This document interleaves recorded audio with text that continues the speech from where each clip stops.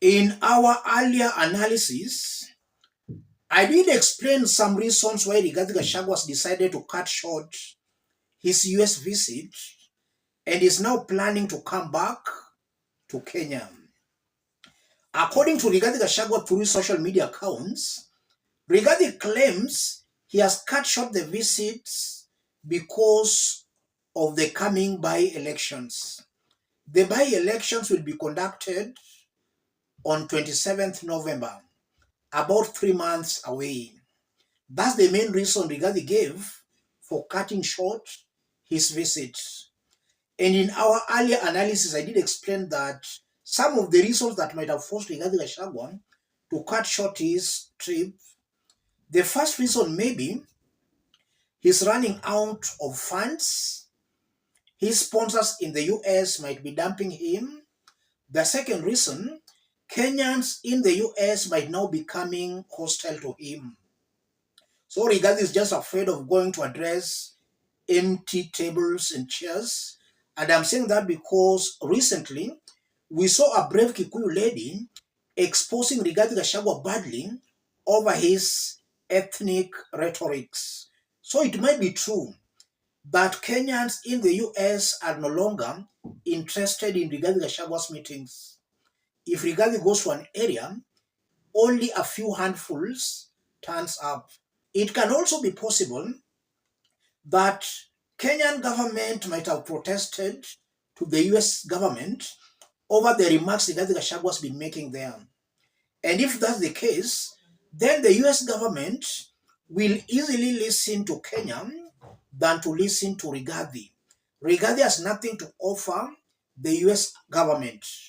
Kenya's government has a lot to offer the US government than Rigathi. So if Kenya protests to the US government over Rigathi's rhetorics while in the US soil, then the government of Donald Trump can easily listen to Kenya. And he might have been given some gags or some marching orders. All these are possibilities, ladies and gentlemen. In this video right now, I want us to have a look at some very interesting sentiments shared out by a former Rigathi ally, Ngunjiri Wambugu. Ngunjiri served as Nyeri Town Member of Parliament, and when Rigathi Gachagua was the Deputy President, Ngunjiri was one of Rigathi Gachagua's personal aides. Let's have a look at what Ngunjiri is saying as to why Rigathi Gachagua has cut short his visit in the US. Ngunjiri Wambugu, I am coming back due to insufficient funds. Plus, I also realized people in America are difficult and ask hard questions. Clearly, they don't understand Kenya and our politics. His post, if he was truthful. Ngunjiri Wambugu is saying that if Rigathi Gachagua was truthful as to why he has cut short his visit in the US, is because he's running out of funds and because Kenyans there are becoming difficult to handle. They are asking hard questions. And in our earlier analysis, I did explain that a brave Kikuyu lady confronted Rigathi Gachagua over his tribal narrative. So it seems to appear that some Kenyans in the diaspora are not very much pleased with Rigathi Gachagua. They see Rigathi as truly being very divisive, a person who only cares about his ethnic community. He does not care about Kenyans in general. I want us to dig deep into this for Kenyans to understand the political games clearly being played here. If you are watching us but you have not yet subscribed, subscribe, give the video a like. Let's proceed. Kenyans don't know these politicians. Politicians know themselves. Ngunjiri Wambugu served in Rigathi Gachagua's office when Rigathi Gachagua was the Deputy President of Kenya. He has been a Member of Parliament for Nyeri Town constituency in Rigathi Gachagua's hometown of Nyeri County. So Ngunjiri Wambugu knows Rigathi well more than most Kenyans. Kenyans, we normally just do support these politicians, but we don't know them very well. If Ngunjiri Wambugu says Rigathi might have run out of funds, it might be true, because it's always very expensive doing some of these visits in the United States of America. And it can also be true because Kenyans in the diaspora are not as tribalistic as Kenyans back home. Yes, they might be tribalistic, yes, but they're doing it not with the degree Kenyans back home here are doing it. And that's why we saw Rigathi thought that he had organized a meeting of Kikuyus in the diaspora, only to be asked very tough questions by a Kikuyu lady. So as much as Kenyans in the diaspora might also be just as tribalistic as Kenyans back home here, they are not as tribalistic as Kenyans back home here who have never traveled at all. A man or a woman who has never traveled or who has never left the country, chances are very high that that person is very raw and very tribalistic. He only sees things from his or her own ethnic perspective. That's different with Kenyans who have seen systems work, Kenyans who have lived in countries where systems work. So it might be true what Ngunjiri Wambugu is trying to say.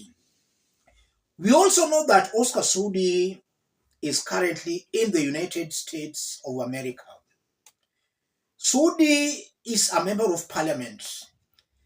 And by the virtue that Sudi is an MP in Kenya's parliament, America can listen to Sudi more than even to Rigathi Gashagwa. Rigathi represents nobody. Sudi represents a constituency in Kenya. Sudi has a voice in the National Assembly. Sudi is also a close ally to Kenya's president. Currently, Sudi is in the United States of America. I just don't understand the coincidence. Sudi lands in the US.